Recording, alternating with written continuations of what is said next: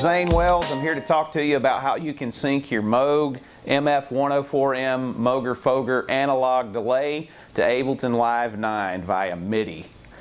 And the reason you would want to do that is so you wouldn't have to tap weird subdivisions, because this thing doesn't have a subdivision tap. So whatever you tap is going to be what it gives you. So it's like if this is your tempo and you tap that and then you try to play, it's going to give you just straight quarter notes. So you'd have to get good at tapping dotted eighths, which that's not a dotted eighth. Which that's a great example of why you would want to sync this to MIDI, because it's not always easy, especially in a live setting, to tap weird subdivisions. So I'm going to show you how to do that. It's pretty simple. What you're going to need is obviously an analog delay like this. They just reissued it, so you can get one for about $900 if maybe you're thinking about buying one. That's why you're watching this. You'll need that delay and then a USB to MIDI, like a normal MIDI cable like that, and then obviously or 10 now, and your user manual. So I'm going to go to the screen now and just walk you through how to make those envelopes, because it took me about a week and a half to figure out how to do that, and hopefully this video in under 5 or 7 minutes will show you how, and you'll be rocking and rolling in no time. What you want to do is open up Ableton. I went ahead and plugged in my USB port MIDI into port 1, and then plugged in the MIDI part into the delay, and you want to hit command comma to bring up and make sure that USB out, bring up this settings, and this is the link MIDI settings. You want to go and make sure that the USB to these two ports are both on to send MIDI, and then I'll close that out.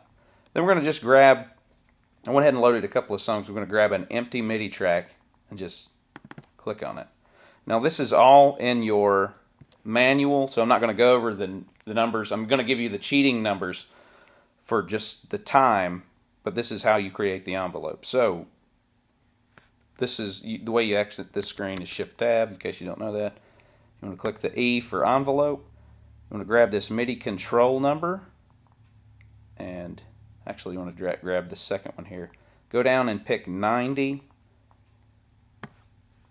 which is going to be adjusting your time, and then from there you want to, that was just a double click and I put it on widest because this is not going to change. You want to go down here and grab this little line, and there's a little number up at the top of the screen that you can see it's moving as I raise and lower this number.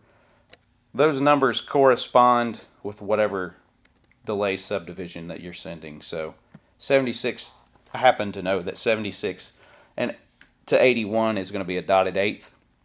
So that's all you do. Now when you exit out of that, I like to rename this dotted eighth and then save it somewhere so you don't have to do this every time that you want to play a song and sync your delay to it. So now when I launch this, it's not going to send anything because I have to go down and click MIDI 2, and I'm going to click port 1 because that's the port that I have my delay plugged in. And now when I launch this, 1, 2, 3, 4. my delay, you can't see it, but it went automatically to a dotted eighth setting to whatever tempo this was, which is super cool because you're able to just click play on the song and then your delay's in time, and you're not having to worry about trying to tap it in, especially when it's a weird one. And the dotted eighth rhythm on your delay is kind of written into the song. I want to do another one to show you how simple these are to make. That was just a double click, and I'm going to go to widest again. Still on 90. It'll save that by default. And so now I'm going to go to 88, which I happen to know is an eighth note delay.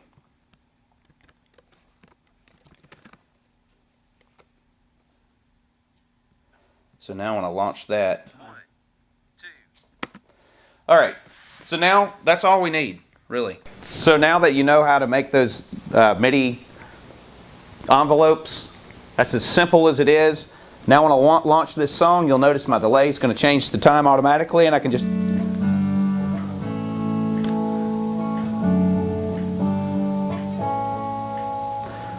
So I don't have to worry about tapping that. I'm going to just show you that it works, and I'll launch the other song too.